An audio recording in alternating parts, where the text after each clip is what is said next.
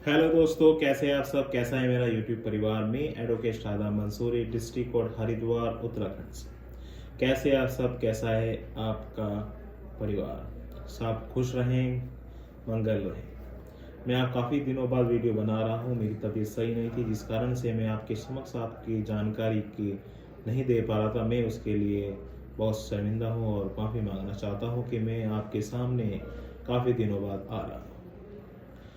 तो दोस्तों, जो मेरे सामने मेरे भाई नए आए हैं वो प्लीज़ चैनल को सब्सक्राइब कर दें, क्योंकि मैं आपके बहुत हितों के ध्यान में रखते हुए आपको वीडियो बनाता हूँ, आपको Stop battery charging.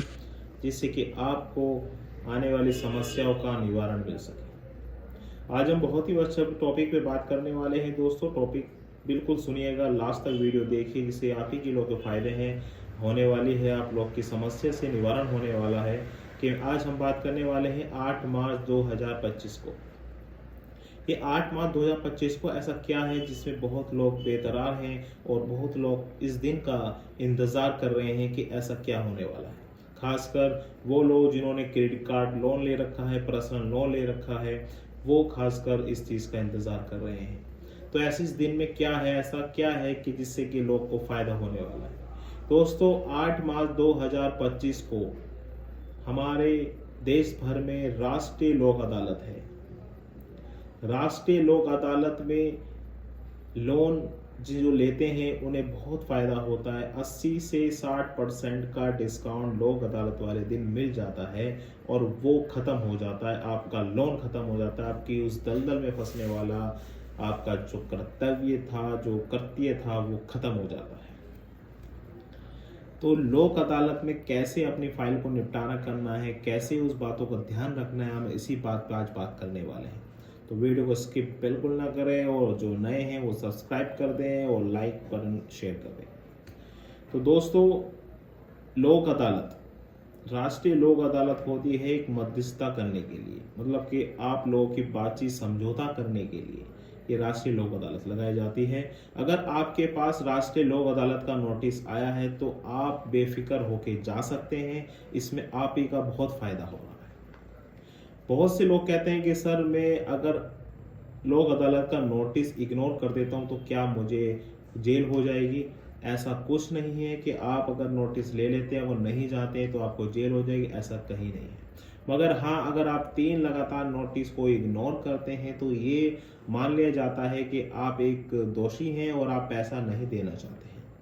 तो इसलिए तीसरा नोटिस पे अवश्य कोर्ट में चले जाएं और अपनी अपीयरेंस जरूर दें।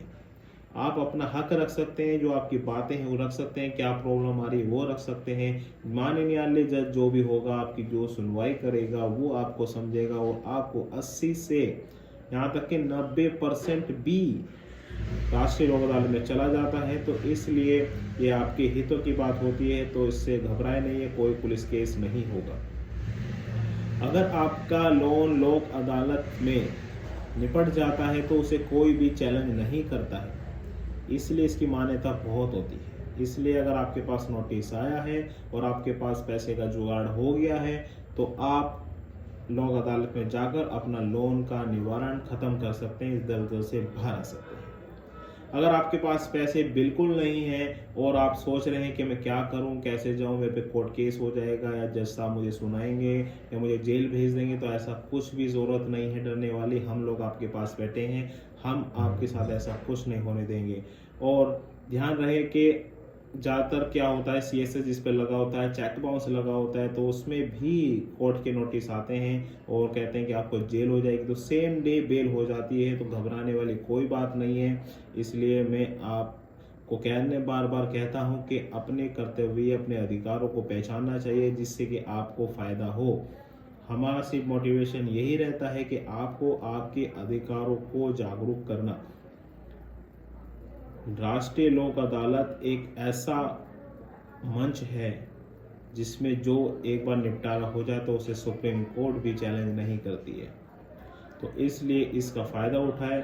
अगर आपका 1 लाख का लोन क्रेडिट कार्ड का हो रहा है तो अगर आप राष्ट्रीय लोक अदालत में जा रहे हैं तो आप उसे 15 से 20 हज़ार देकर ख़त्म कर सकते हैं। ये बहुत बड़ी बात होती है और अपना निपटाएं और अब इस दलदल से बाहर आ जाए। अगर आपके पास पैसे नहीं है, बहुत परेशानी है, आर्थिक स्थिति बिल्कुल ख़राब हो गई है, तो उससे भी घबराने वाली कोई बात नहीं है, उसका भी काफ़ी सॉल्यूशन होते हैं जो आपके हितों में कार्य करेंगे।